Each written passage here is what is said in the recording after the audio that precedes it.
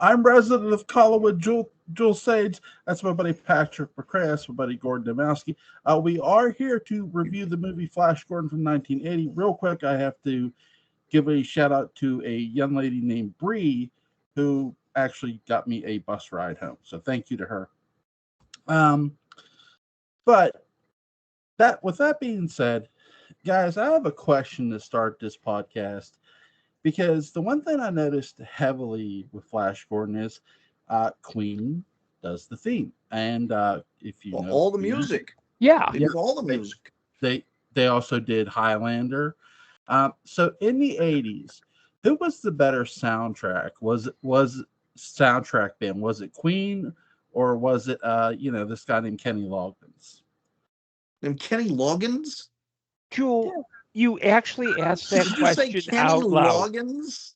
Yeah, he did. Patrick, Jewel, I wish I were right there because I would pimp slap you. I mean, Queen versus Kenny Loggins. Seriously, Jewel. It's a very weird duel. I'm all right. Nobody worry about me. Ain't got to put up a fight. Why don't you just let me be? Well, really, Jewel, Queen versus Kenny Loggins. At you started, for all those who just joined us, before the show, Jewel was doing his sexy fun time talk before the show, and so you figure, okay, we're gonna go in. And then he says Queen versus Kenny Loggins. Jewel, it's Queen. That's the answer. Okay, stop it. It's Queen. Queen's a great band. They started off as a really great heavy metal band and became a rock band. Really, really good. Yeah. I do think Kenny Loggins is a good soundtrack guy, but no, Queen did a great job. He's not. No. You're on a highway, Jewel, and it's to the danger zone. I am. Apparently, I am. You're just going to cut loose, footloose, aren't you, Jewel? Yeah, something like that. This is a really, really well. Here's the thing with Footloose, they didn't just have Kenny Loggins; they had Pat Benatar's "Holding Out for a Hero." No, that's Bonnie Tyler's "Holding Out for a Hero." Tyler. And I rewrote those lyrics to be about a fat man once. I did. I'll perform that. Okay, Jewel, can we? Let me just be clear, because I just want to be sure that I'm on the same page as everyone else. We're talking about Flash Gordon, right? Yeah, we're talking about Flash Gordon. Then why are we talking about Footloose? Well, I wanted to talk about the soundtrack first, because, when I saw Queen did the soundtrack, I remember, hey, Queen did the soundtrack for Highlander. And then you had this guy named Kenny Loggins in the 80s who did a bunch of soundtracks. So I figured, hey, why not, do a little fun verses before we start. But now we'll talk about the movie. This movie is just a lot of fun, guys, from start to finish. There are no mushrooms in the movie at all. Why are you saying it's a lot of fun, guy? Flash Gordon is a football player, for those who don't know, and he kicks a lot of ass. Answer my question. He dies. I really like how he throws this ball around. He throws this little hard thing at the outer space people in the room. It's a crowded throne room, obviously, but I like how they shoot a lot of these set designs. They look really nice. I love the costumes. That would I actually prefer this sort of costume setup design and the way they did this set design as opposed to the way they did the castle design in Masters of the Universe. I thought this looked a little nicer, in my opinion. Well, they had a lot more money. Yeah, they weren't a Canon production, so you didn't have Golan and Globus going, hey, we need to keep it down, we don't need the big castle. We could just use, we don't need stone, we could use the styrofoam. Exactly. Yeah, I think, too, between this and Ten Commandments, one of the things that I'm really... It's one of the things I've really started to miss is the use of actual physical grand sets, because nowadays it would be all CGI and it would be so obviously your brain would go, like my brain always goes, it's CGI. It's nice that these sets have weight and dimension where it actually feels like you're not thinking, oh, they just didn't render it properly. Yeah, no, I mean, they're gorgeous. It is one of the things I really thought about tonight when I was watching is I see this movie many times a year. It's a film I often cover in my classes. But I just, the go-to with this is that, oh, it's Euro trash spectacle and all of that. I think that's snobby, and I think that's doing it a disservice. And it was only because you had such amazing production design in the 70s that you're sort of able to get away with a slur like that. I think it's a really beautiful movie. Well, in every way, but visually. Yeah, like to me, and I know that it's something that it's a kind of literature that Flash Gordon in all of its in all of its iterations is, and it's a genre that really doesn't get a lot of attention nowadays, and it's called planetary romance, or alternatively Sword and Planet. So think John Carter. It's guy goes off. You're not so worried about spaceships and the science part. It's just, let's just do madcap action stuff. And I think this movie really encapsulated it. And this is a movie that I will tell you right now, I have some mixed feelings about, not because of the quality of the movie. I think it's a good movie, but when you have a first name like mine, I can if I had a dime for every time I could say, "Hey, can I call you Flash?" It's, I would be able to fly out to Joel's place and slap him for that Kenny Loggins stuff. Though, Gordon, I got to tell, I mean, I have not walked a mile in your shoes, despite the aroma. I got to tell you, of all the nicknames to be stuck with and all the associations to be stuck with, that's not a bad one. Well, it's not bad. It's just the idea that it's the obvious one. Sure. I mean, my mother's name was Indiana, so you can imagine. Mm-hmm. Not really. I mean, it's to me. Her name is Sheriff Brody. It's not as cool as Clyde the Glide Drexler, but yeah. I really enjoyed this movie, guys. I like how they did the effects, really well done for early 80s. And it doesn't, with CGI nowadays, things tend to look either okay or just really bad. I don't want to compare it to a shark movie because that's not a fair comparison. Because this movie is really, really well done from an effects standpoint. You got to follow that. What do you mean? So it means there's a possible comparison to a shark movie. Well, here's the thing. I watched a movie a couple years ago called The Shallows. And it started off okay, but then you can, in the close-up scenes, you can see the shark smiling. And it's because they're using CGI. And it just looked so awful. It really did. And I told my wife, I said, turn it off. I said, this is the end of the movie. And she goes, why? How can you tell? I said, they're using the worst CGI imaginable. The shark is smiling ear to ear, chasing the girl. Come on. It's awful. How can you tell the shark is smiling? Well, with this movie, with Flash Gordon, you get these really cool effects. They're not CGI. Mm-hmm. You get great set designs. And I love that scene in the clouds when they're shooting at him and you see the little light effects and you see the Hawk men who are with the army. It looked so good. Mm-hmm. And it looked great. Mm-hmm. People need to really study that scene and go, you know what? With great practical effects, we can accomplish that too. Well, there's just something about real light on real objects that, and maybe it's confirmation bias, but I love it. And even because, they were having to deal with limitations even when doing that. And the fact is, those limitations honestly made it feel more real. Mm-hmm. Now, it really did. There was something about the fact that the camera's not zipping around and doing all this crazy stuff, which to me just feels like they're showing off. Instead, there's just it's like the Enterprise in the motion picture.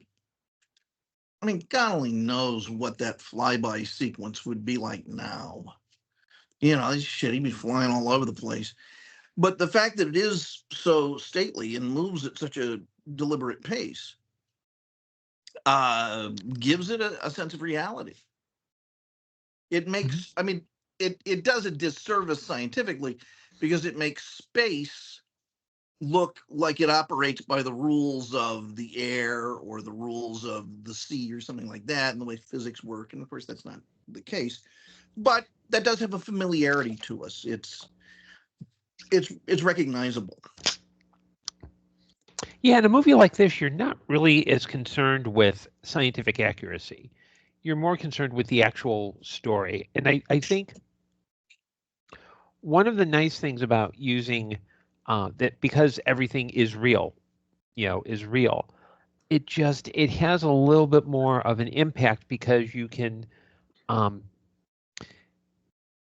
whenever I see like, CGI created environments, my brain always I kind of subconsciously look for, okay, I want to look at the outlines of the actors, because I want to see where the fringing is. I kind of want to see, I want to see where the set ends and the CGI begins. Even when you look at when I look at old shows with like matte paintings, and there's some dramas where they'll have like a long shot of the set, and then what they'll do is they'll shoot it through like a glass with like a top of a set. So if they're shooting a cathedral, they've got the cathedral down, but instead of seeing lights, you see the roof of the cathedral. And I think there's a lot more imagination in that, because you have to figure out, how do we get this across? Whenever the whole CGI versus real comes up, I always compare the 1980 John Carpenter's The Thing to that 2010 prequel. When you look at the 1980 thing, Rob Bottin's models, they have weight. It's scary. The defibrillator scene, that always throws me off. It scares the hell out of me. But you look at the 2010 remake, it's somebody's CGI demo reel. It's like, here, look what I can do. Well, let's call it what it is. It's a cartoon. It's a fancy cartoon, and it's like, okay, it's Peach Dragon. Yeah, I think you could have got away with making that movie a cartoon, as ridiculous as it was. Which one? The Thing. The Thing. Yeah, it would have been better. I mean, let Miyazaki do it. No, they would have actually did a good job too, because they wouldn't have did CGI. But with Flash Gordon, yeah, the plot is really good in this. It makes you not only want to root for Flash Gordon, it makes you feel like you're on the adventure too. I do like how they use some interesting methods for either A, torture, B, jail, because they start whipping one princess with a whip, and then they use some sort of worms or something to boar worms. Boar worms, yeah. I'm like, oh, this is interesting, but it didn't feel like it was trying to like be cheap. It made it more interesting because it's like, I didn't know what to, because I hadn't watched this in so long. I didn't know what to expect over again. I'm thinking, wait, what exactly happened in the middle frames? And then when you see the torture go on, it's like, okay, I like that because it's not too. They don't try to make the torture futuristic, but then they make the duel sequence between the one prince, and Flash Gordon look really good on a balance beam with like sharp spikes. And I love that. That was real creative. Whoever thought of that, bravo. When you end up fighting the guy who does the Strange Paradise podcast, that's what it's going to be like. Except you're going to win, Joel. What guy who does? What are you talking about? Gordon's going to be Prince Baron, and I'm going to be Voltan. Mm-hmm. What are you guys talking about? You'll find out. There's a strange. There's a Strange Paradise podcast? Well, I'm sure there is, but yeah, it's probably some guy in his basement. The joke, Jewel, is that it's like the lower grade show compared to Dark Shadows. So this would be the lower grade host, you know, and you would have to fight him. He's your mirror. Oh my God. It'd be like if I woke up and was doing Ali Pouget's website. And I've seen Strange Paradise. With Flash Gordon, what's you guys, because there's so many scenes. I don't want to ask what's your favorite scene, but when you first watched Flash Gordon, what's something that you weren't expecting to be in this movie that was? When I was a kid? Yeah. The comic strip stuff at the beginning, that kind of context. And the fact that it didn't look like Star Wars. It had a very different visual tradition because it was Italian and looked unlike anything I'd ever seen. And when I was like, because I saw it in the theater when it came out, and I couldn't figure out if it was the most splendid thing I ever saw or the most garish and tacky and unrealistic thing I ever saw. Now I was in third grade, so my frame of reference was a little shaky. Those were things. I was also really confused by how I was supposed to feel about Dr. Zarkov. Because, he is this gun-wielding bully, and Munson seems like a nice guy. I'd be running away too if I were Munson. And yet, you root for Zarkov by the end of the movie. But I always had very mixed feelings about him when I was a child. And then, now I think he's great. He's my favorite character, maybe. There are a lot of favorite characters in this movie. Munson, by the way, do you know who plays Munson? The lovely and talented Mr. William Hootkins. Let me give you another William Hootkins line from another movie. Well, there's just him in an X-wing doing this. He's the curvaceous Porkins. Yeah, he's Porkins. We remember Porkins. He's the real hero of that movie. Mm-hmm. And he should have been in all the movies. He should have had his own Disney Plus show. He should have. He also here's a line. I'm just going to see if you know this. We have top men working on it. Top men. You know the movie? No. Gordon, you know the movie? Nope, I don't. It's the end of Raiders of the Lost Ark. Mm-hmm. When Indy is asking, well, wait, who's working on this? Where is the Ark? We have top men. That's the Hootster, the Hootenanny. That's Bill Hootkins. And William Hootkins shows up he's the corrupt cop in Batman, in the Tim Burton Batman. He was an American. I think he was like Shane Rimmer.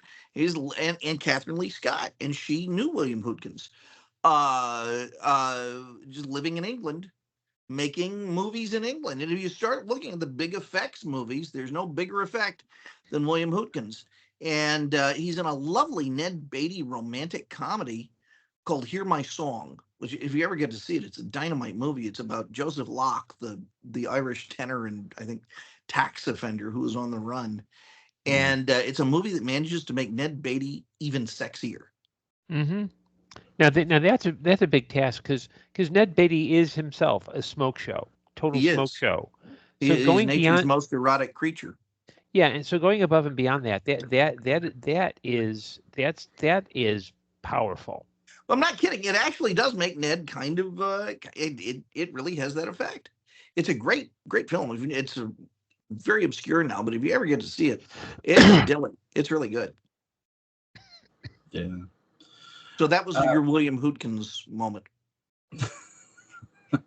Gordon, what's something you weren't expecting to be in this movie but was? I guess what I wasn't expecting was the humor in it. Because I had grown up with seeing the old serials on the old kind of 15-minute chapter things. Space Soldiers. God, I love Space Soldiers. Yeah, and so having that not earnest, we need to go get Ming, but that it reminded me of a quote Patrick keeps saying about camp, and I'm going to get it wrong, that it's not making fun of something, it's making fun out of something. You got it right on the nose. Mm-hmm.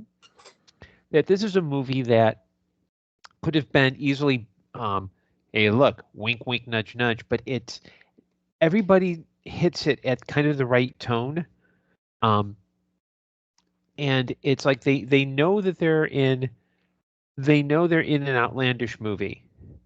And God bless Brian Blessed. He is the powerhouse.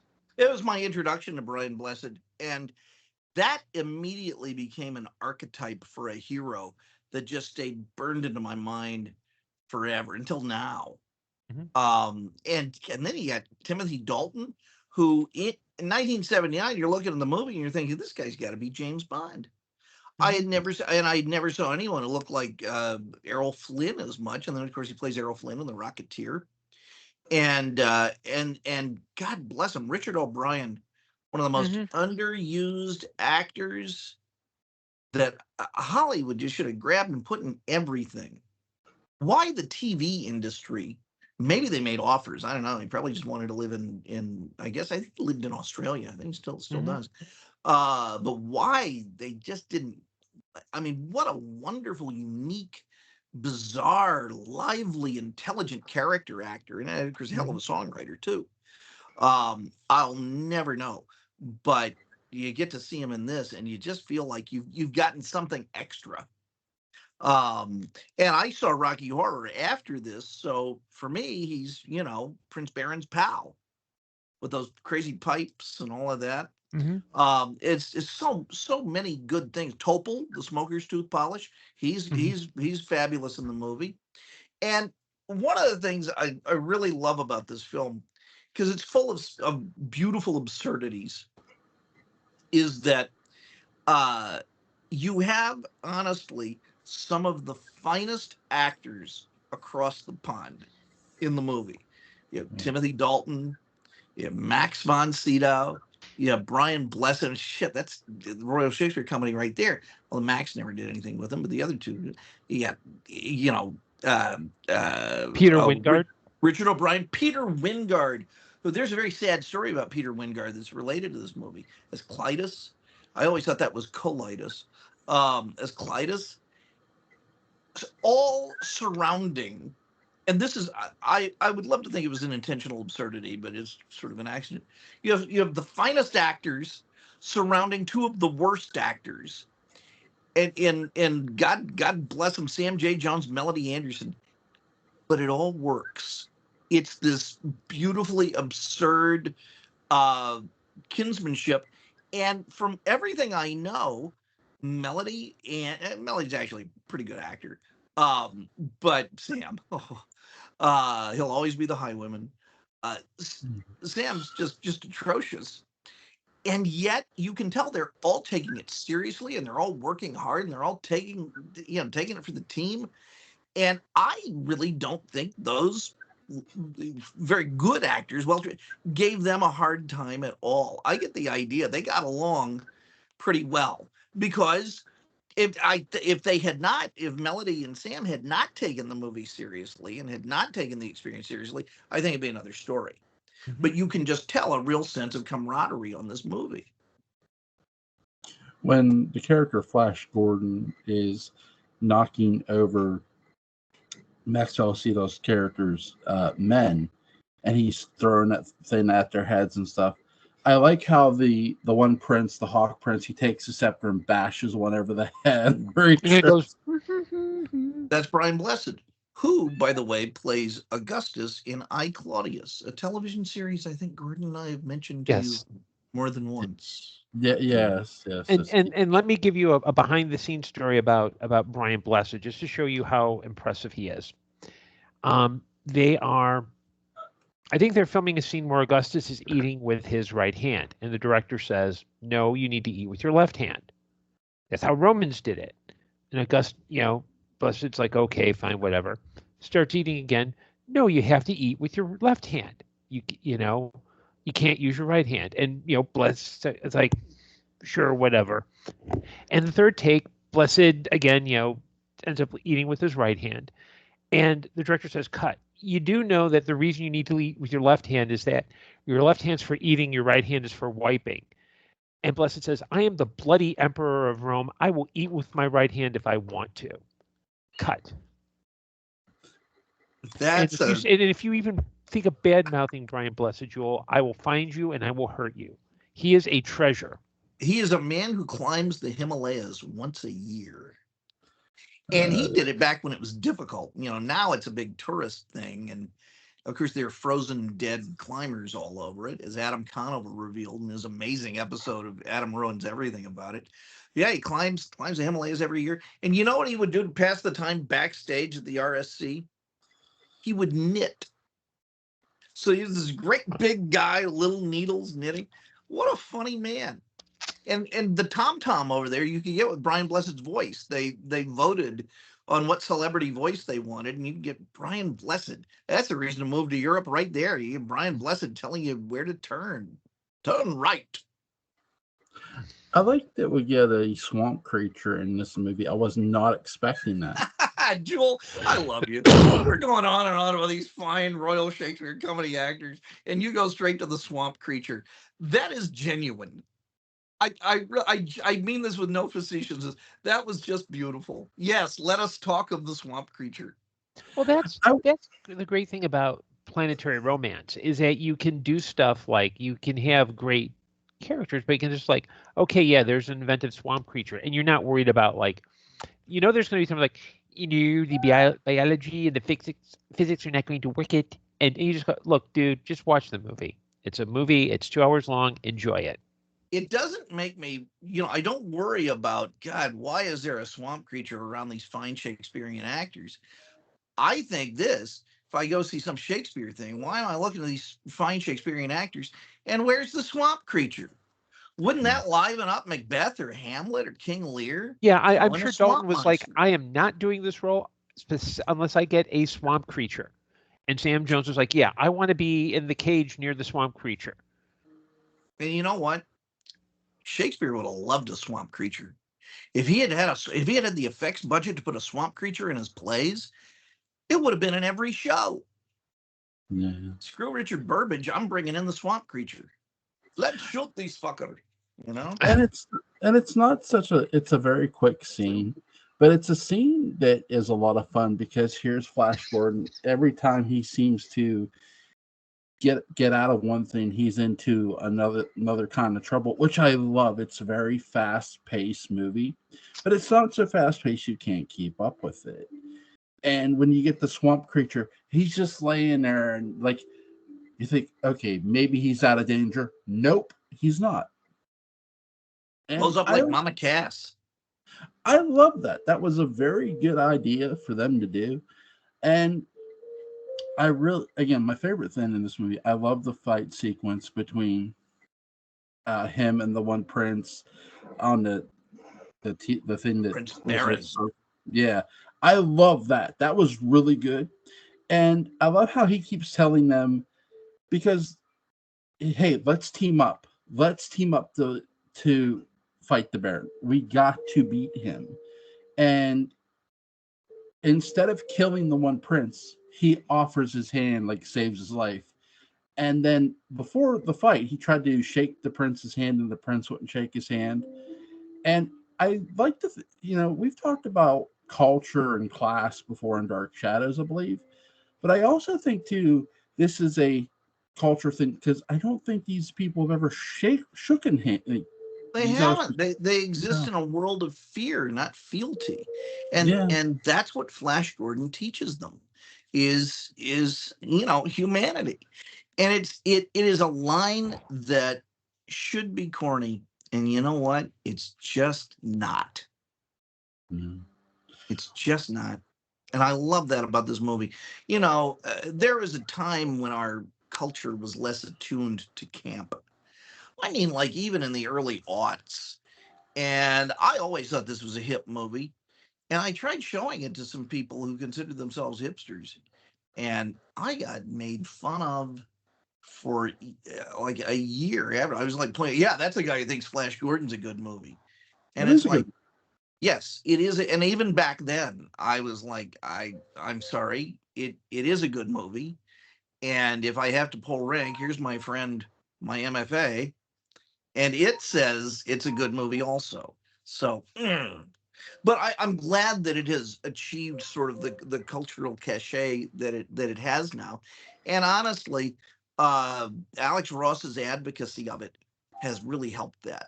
If you find this little documentary, it's a nice interview with Alex Ross, and his pure, unabashed enthusiasm is a wonderful set of eyes to see the movie through.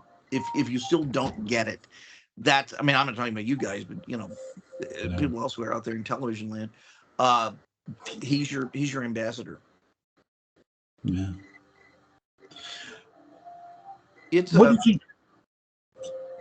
did you guys think of the what I love the fact we get women shooting guns in this movie. What did you guys think of that? Women shooting guns, shooting lasers in bikinis and things. Yes, that was lovely. Yeah, in fact, I think this may have inspired the later hit by the Cramps, Bikini Girls with Machine Guns. Now you're making the ha-ha, or maybe not. Well, did Lux Interior do that after this movie or before? He did. Yeah, he wrote. The song was out in the 90s, but he said it was inspired by a video about women shooting off firearms in the desert. There is something very attractive about that strange combination. And in a world of woke, and I know I'm sort of on a different side of some of that aisle, it was very fun to see a movie so unabashedly, glamorously, unapologetically erotic. And I think the fact that they exploit Sam J. Jones's body as well is one of the things that makes it quite safe.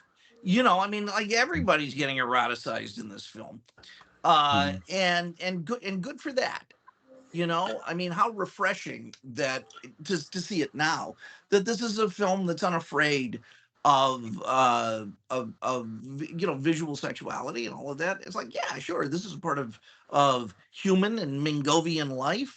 So what? Yes, here it is. Are you having fun? Good. That's the point. And that's the thing too about this movie, because in Flash Gordon's world, it's not about like that kind of sexuality that they have here. It's all about, I don't know if we have it here anymore, but well, you have people being slaves, you have women being slaves, sexual slaves, and but in Flash Gordon, you also see the women being very seductive, and they're very powerful. Yeah, the girl who's from Earth, she's like, no, I'm not gonna do it. And they're like, here, drink this. This will help. She goes, well, make me forget? No, but it'll help you though. It'll make things easier. Which I still like the fact that she doesn't go through with it, because she doesn't. She uses it against them. Yeah, I like that. It's like it was very smart writing for them to have her use against that. Well, let's talk about the writer. The legendary, maybe greatest writer of the second half of the 20th century, right next to Patty Chayefsky, and I mean that, Lorenzo Semple Jr., who gave us Batman 66 and Never Say Never Again, which is one of my favorite Bond movies. This is a man who just lived and breathed the ability to show people fun. And he does in this too. God, I wish that guy had written more. That's a guy who could have done a comedy Dark Shadows movie, not Seth Grahame-Smith. Give it to Lorenzo Semple Jr. That thing would be amazing. Probably he's dead, so I'll go look him up. Well, he is. I'm, in theory. Yeah, but yeah. What's something you would have, other than Dark Shadows, would have liked to see him write or do? Like anything with sprockets. Yeah. I don't know. Gordon, how about you?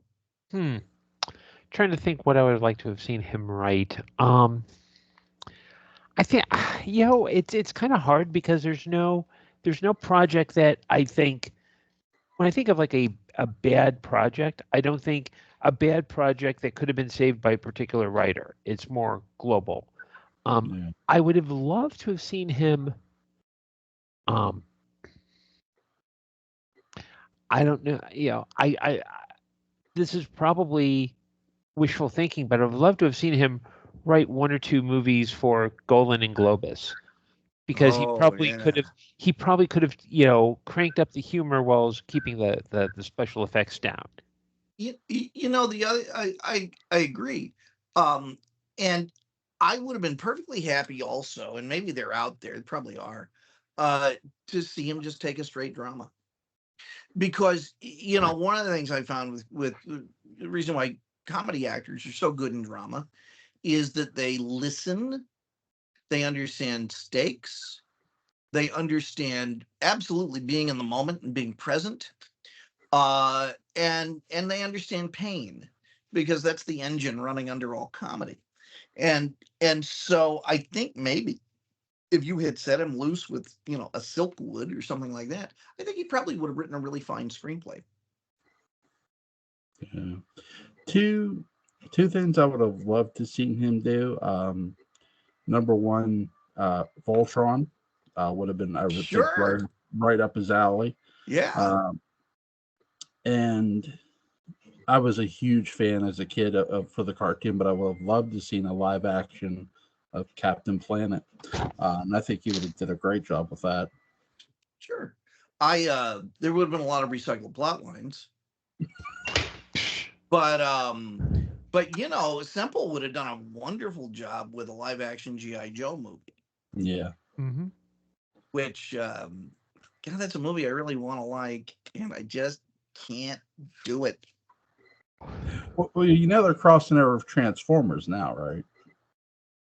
Well, I mean, they've done that in the comics for a long time. Are they doing that in the movies? They're going to do it in the movie. Yeah, they just did it. Is it going to be quote unquote real GI Joe, like GI Joe 82 or Adventure Team Well, GI Joe, here's what I'll tell you. something fake? Go watch the most recent live action Transformers movie, which was Beast Wars. And by the end of it, the one character gets recruited by G.I. Joe. Does it feel like G.I. Joe? Is Duke in a beige shirt? Here's what's interesting. To me, it does, because I'm like, they act like they're a part of this secret government. I'm like, wait, what is he talking about? Then all of a sudden you see the G.I. Joe car. I forget who wrote it. Did you ever see G.I. Joe Resolute? No. It was a web series. It was done by some major comic book writer. Larry Hama? No. I mean, someone not known for, G.I. Joe and Transformer type stuff. No, I mean, this was like, it wasn't Grant Morrison, but it was someone nearly on that level. Oh, it was Warren Ellis. Yeah. Wow, it's really very good. It maintains the flavor of the animated show, but it's just better. It's for adults. It's like it's grown up with you. And we're not talking about great literature or anything, but man, he knocks it out of the park. I think they kill like Roadblock in the first.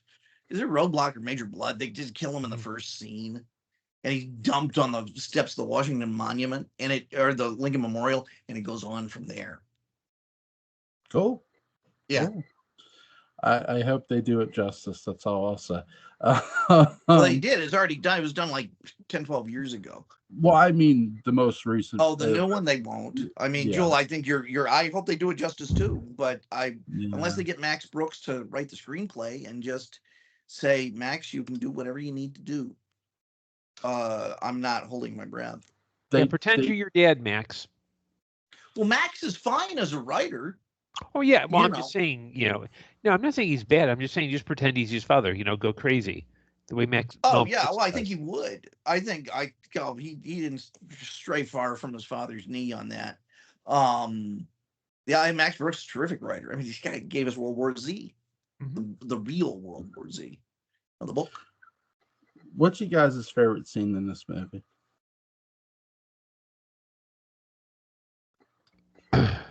Jewel, you could pick out, and I know this is lame, but you could pick out any scene from this movie and ask me to tell you why it very well could be my favorite scene, and I can tell you. Well, my favorite of all the scenes is when Blessed says, "Who wants to live forever? Dive." It's great. It's beautiful. I mean, it's a fairy tale, and it doesn't look like anything else. It is, I think, maybe a great film with a capital G. I think maybe it is a great work of art, of fantastic, bizarre art. I mean, this is a film where the science advisor was Timothy Leary.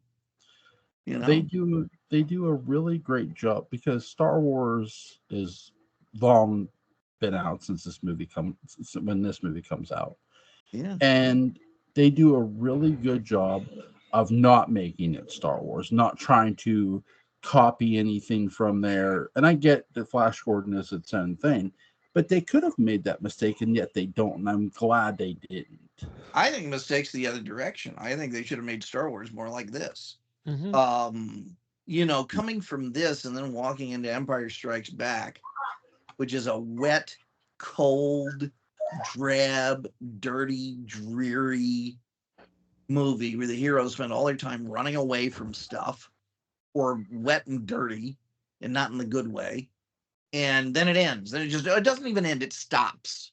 And I know, second act, I'll tell you, that was a massive disappointment. And all I was thinking when I was watching it as a kid is, God, I wish I were watching Flash Gordon again. Yeah. What's another great science fiction movie that you like besides this one, other than Star Wars, obviously? What kind of science fiction? It's a big question. Any kind. Well, my two favorite science fiction films are Charlie and Limitless. Cool. My two favorite are Planet of the Apes and Forbidden Planet. The original Planet of the Apes. The 1968. Yeah, we know. I didn't think about Tim Burton. Oh my God. Although the recent spate of movies has been okay. It's like I was waiting for, somebody to do a good version of a Dark Shadows movie, because Tim Burton, I wasn't big on his Batman movies. He did those. Christopher Nolan kind of fixed it.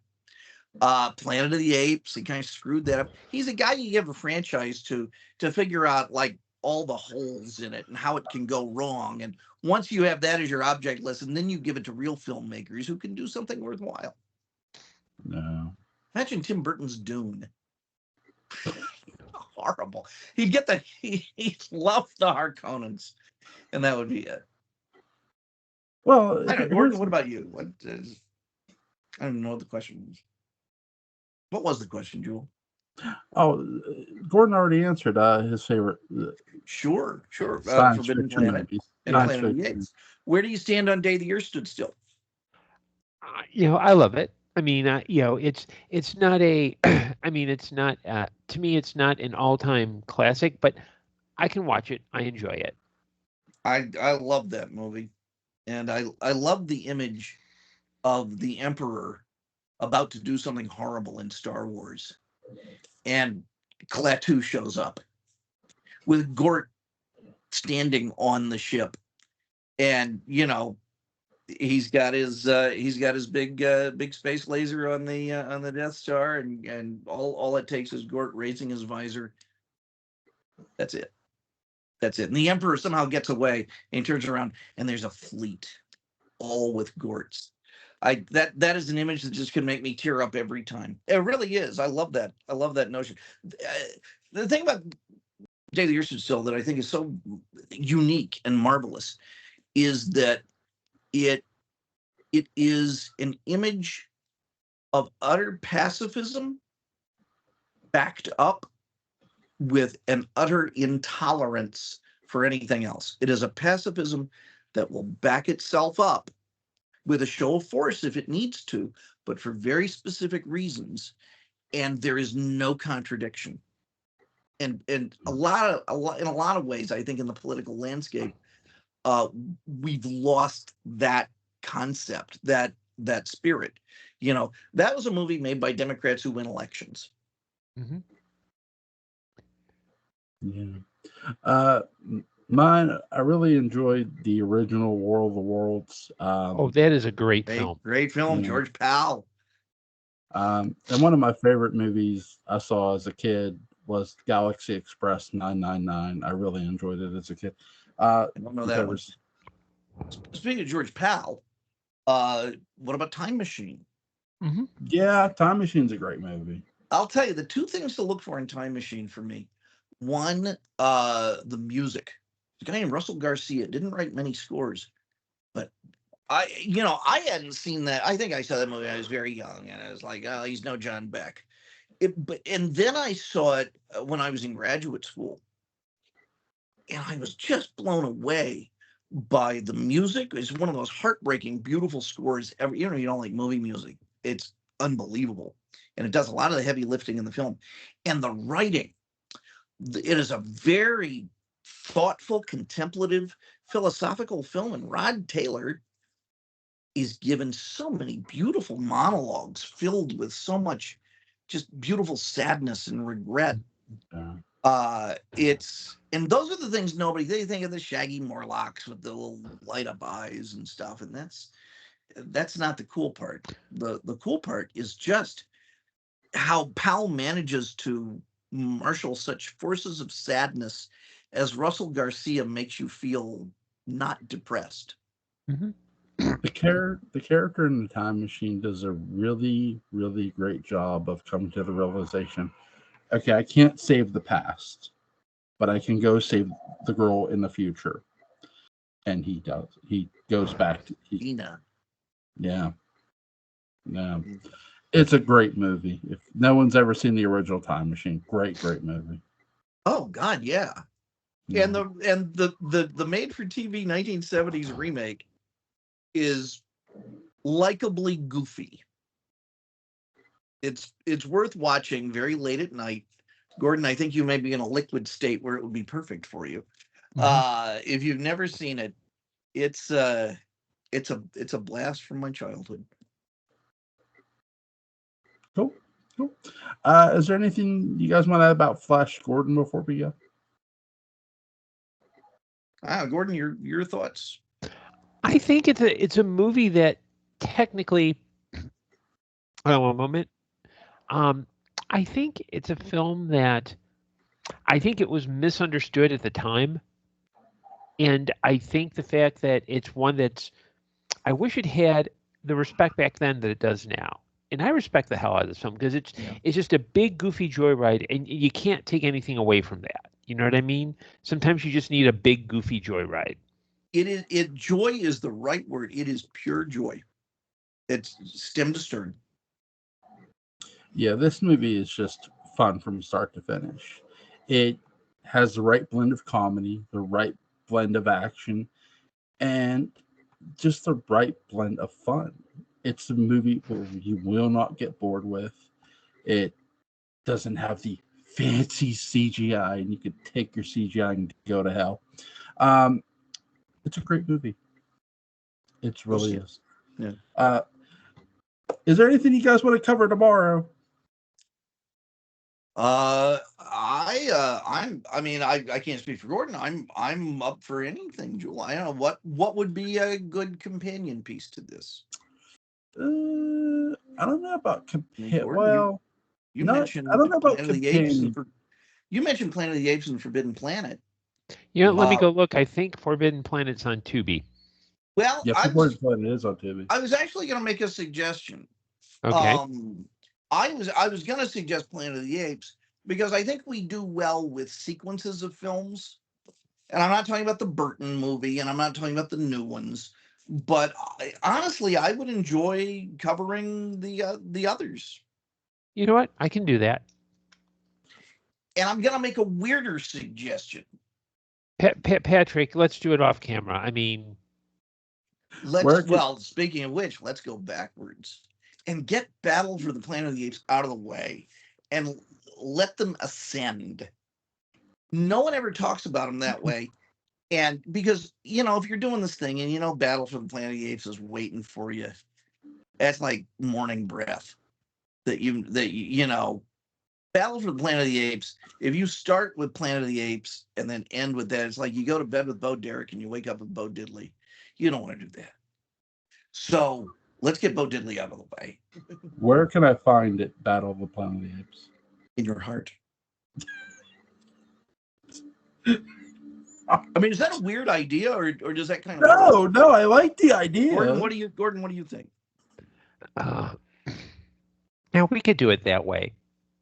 I mean, because personally, if I were to start with a movie, because I'd want to do them out of sequence, and I wasn't going to start with Planet, I would start with Conquest. Conquest. Would you start with Conquest or Escape? Because that really is where the chronology begins.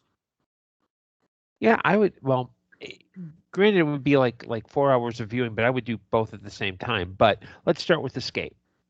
I think that's a great idea. And Escape's, Julie, have you ever seen Escape from the Planet of the Apes? Yes. It's a lot of fun.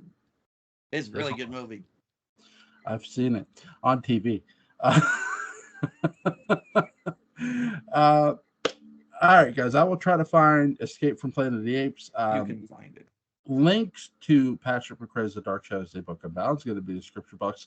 Link to Gordon Dymowski's Amazon page is going to be in the description box. Thank you, gentlemen, for suggesting a fine movie in Flash Gordon. Really, really great movie. Go watch Flash Gordon. It's in the National Archives. You have no excuse. I will leave a link. See you guys. Take care. Night. Bye.